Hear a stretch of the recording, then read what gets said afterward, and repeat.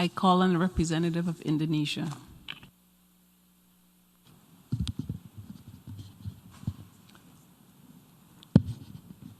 Madam President, I'm taking the floor to exercise Indonesia's right of reply to the statement made by Vanuatu. It is shameful that this single country continues to have excessive and unhealthy obsession about how Indonesia should act or govern itself. Frankly speaking, I'm confused. How could a country try to teach others while missing the point of the whole fundamental principles of the United Nations Charter? Let me tell them the following. To do what is right is to respect the principles of non-interference in the domestic affairs of other countries. And to do what is right, it is to respect the sovereignty and territorial integrity of other countries. So until you have done so, please keep the sermon to yourself. Madam President, the President of Indonesia stated a few days ago in this great Hall of Nations, and I quote, "We must promote a win-win approach in building relations among states that is mutually beneficial," unquote. Indeed, such a call was echoed by world leaders throughout this prominent week. But this ignorant country chooses the contrary.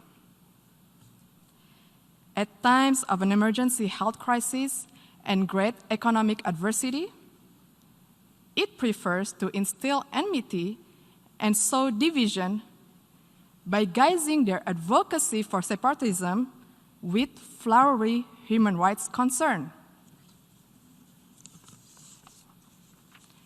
Indonesia, comprising of more than hundreds of ethnic groups, a diverse and multicultural nation with thousands of tribes and hundreds of local languages, spreading across more than 17,400 islands, is committed to human rights.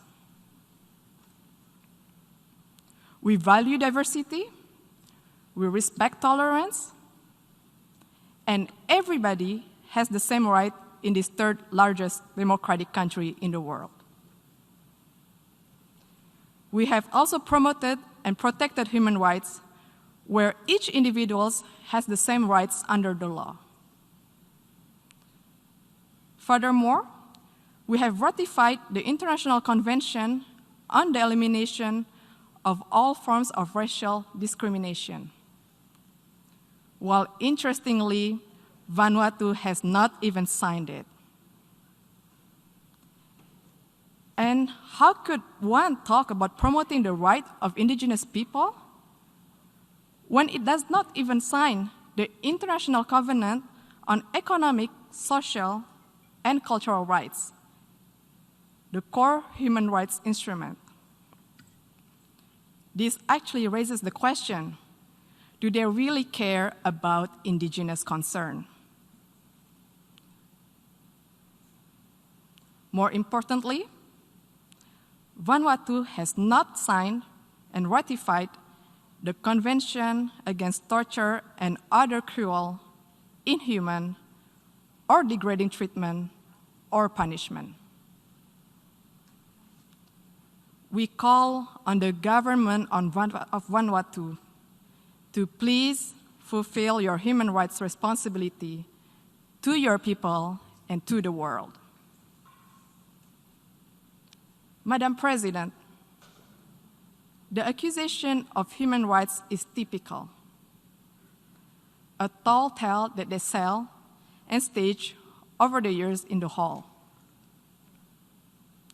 Let me tell them, you are no representation of the people of Papua, and stop fantasizing of being one.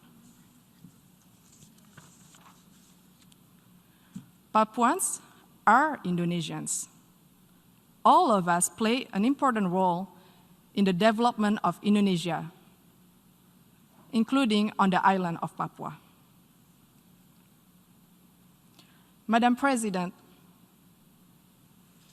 the principles of the UN Charter, which Vanuatu clearly does not seem to understand, stipulates the respect for sovereignty and territorial integrity. Indonesia will defend itself against any continuing advocacy of separatism conveyed under the guise of artificial human rights concern. The provinces of Papua and West Papua are irrevocable parts of Indonesia since 1945. It has also been firmly endorsed by the United Nations and the international community decades ago. It is final, irreversible, and permanent. I thank you, Madam President.